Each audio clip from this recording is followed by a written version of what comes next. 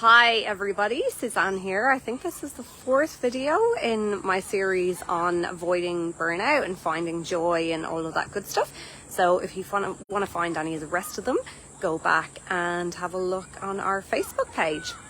So this one is about mindset, and it's a really appropriate thing for me to talk about because I am meant to be in New Zealand on holiday still, and I am not. I'm in sunny Brisbane where it's a heat wave, so it feels like it's about the same as being outside in Cairns. And so I've just been having a think about, how we work to reframe our thoughts, the language that we use around things, how we view negative situations that happen to us, and so on. So I've narrowed it down to 6 tips or 6 strategies to work on your mindset. There's a million strategies out there. We hear about mindset all the time.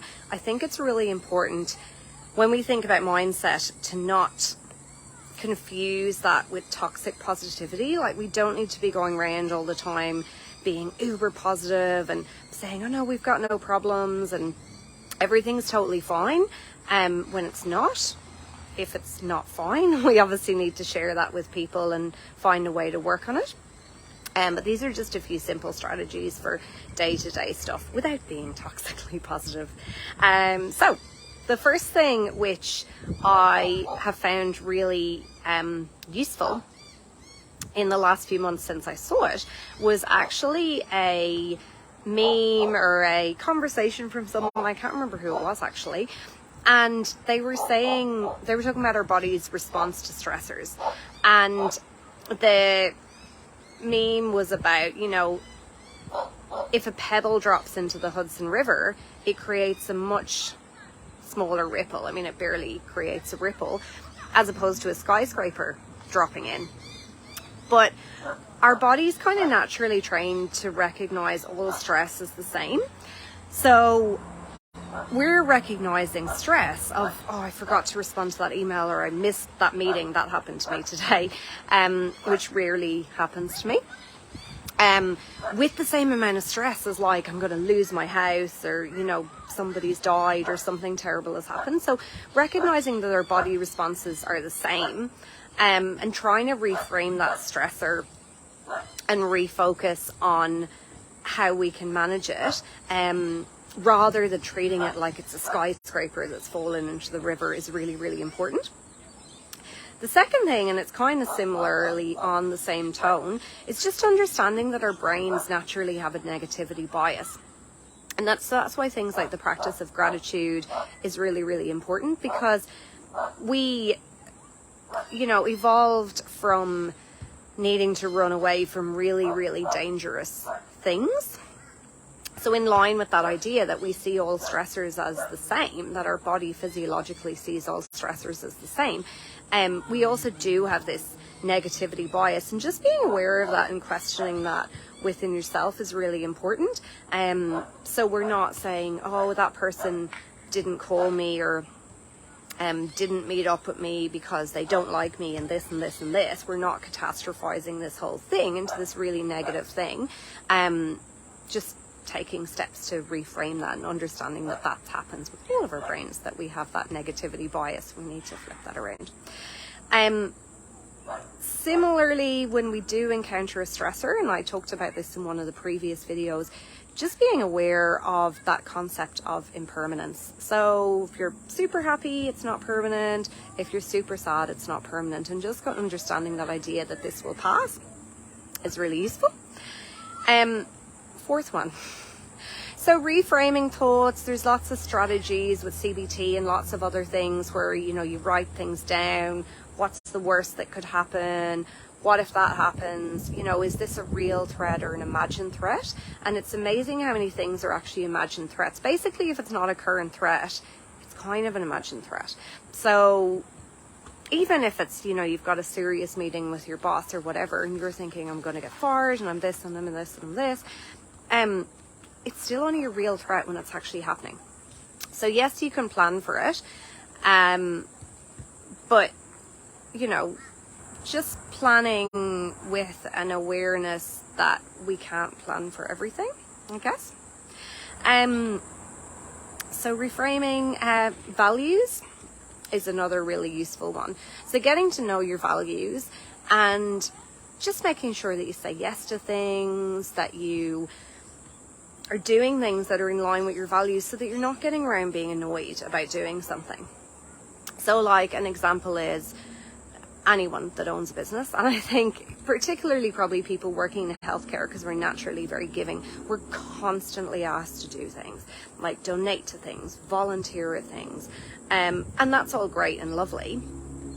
And you know, we've been fooled a little bit by this idea that giving brings us happiness, and yeah, it does, but I think that giving in line with our values is what gives us happiness. So if we're giving something and we're just annoyed about it, or you know, we're volunteering on a really hot day with a group of people that don't appreciate us, then it's really hard to find joy from that. So thinking when you say yes to giving your time or your energy or anything to something, if it's in line with your values, that will help a lot with your mindset. So even if something is hard, if it's in line with your values or it's pushing you towards a greater goal, then it's a lot easier to be happier about doing it rather than pushing through for the sake of stuff.